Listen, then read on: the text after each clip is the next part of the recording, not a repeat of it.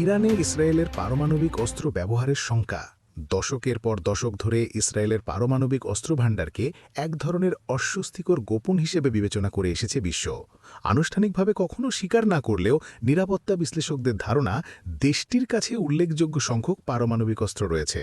Stockholm international piece research institute বা সিপ্রির তথ্য অনুযায়ী ইসরায়েলের কাছে প্রায় ৮০টি পারমাণবিক ওয়ারহেড থাকতে পারে। এসব অস্ত্র বহনে সক্ষম যুদ্ধবিমান ও ব্যালিস্টিক ক্ষেপণাস্ত্র রয়েছে বলে ধারণা করা হয়। এই নীতিকে বলা হয় নিউক্লিয়ার অপ্যাসিটি, অর্থাৎ অস্ত্রের অস্তিত্ব নিয়ে না স্বীকার না অস্বীকার।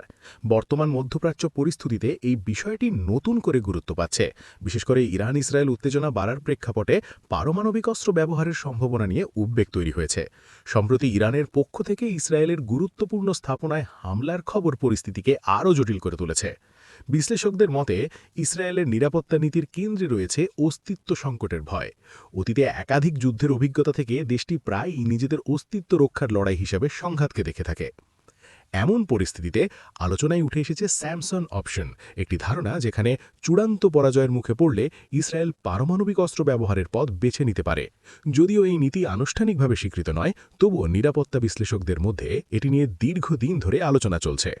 বর্তমানে গাজা, লেবানন, সিরিয়া ও ইরান একাধিক ফ্রন্টে উত্তেজনা বাড়ছে। এতে করে সংঘাত আরও বিস্তৃত হওয়ার আশঙ্কা তৈরি হয়েছে। এদিকে ইসরায়েল পারমাণবিক অস্ত্র বিস্তার রোধ চুক্তি বা এনপিটিতে স্বাক্ষরকারী নয় এবং তাদের পারমাণবিক স্থাপনাগুলো আন্তর্জাতিক পর্যবেক্ষণের বাইরে। ফলে বৈশ্বিক নিরাপত্তা ব্যবস্থায় এটি একটি বিশেষ উদ্বেগের বিষয় হিসেবে বিবেচিত হচ্ছে। বিশ্লেষকরা মনে করছেন, যদি পরিস্থিতি আরও খারাপের দিকে যায় এবং ইসরায়েল তাদের অস্তিত্ব হুমকির মুখে দেখছে বলে মনে করে, তাহলে চরম সামরিক পদক্ষেপ নেওয়ার সম্ভাবনা উড়িয়ে দেওয়া যায় না।